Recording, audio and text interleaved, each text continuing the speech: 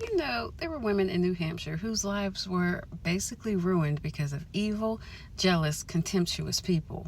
Naturally, we know that when people don't like you, they call you out of your name.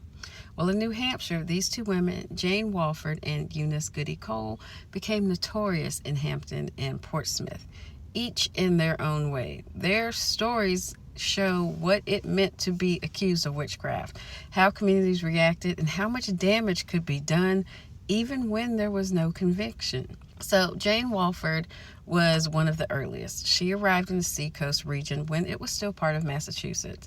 She was a widow, a landowner, and a healer of some repute.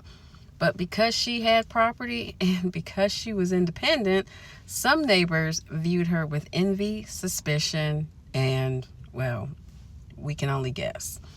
Now, the first recorded accusation came in 1648 when Elizabeth Rowe accused her of being a witch.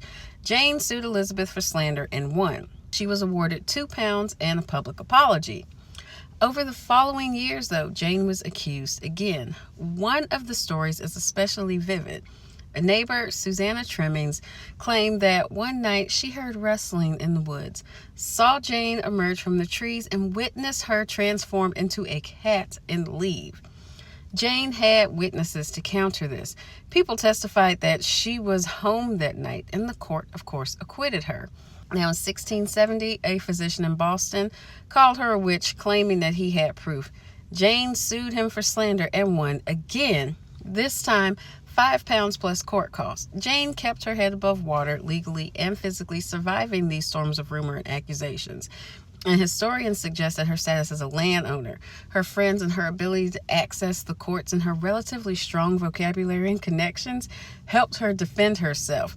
And she died sometime before 1681. Her daughter, sometimes named Hannah or a version thereof, was later accused in connection to rumors after Jane's reputation had taken damage.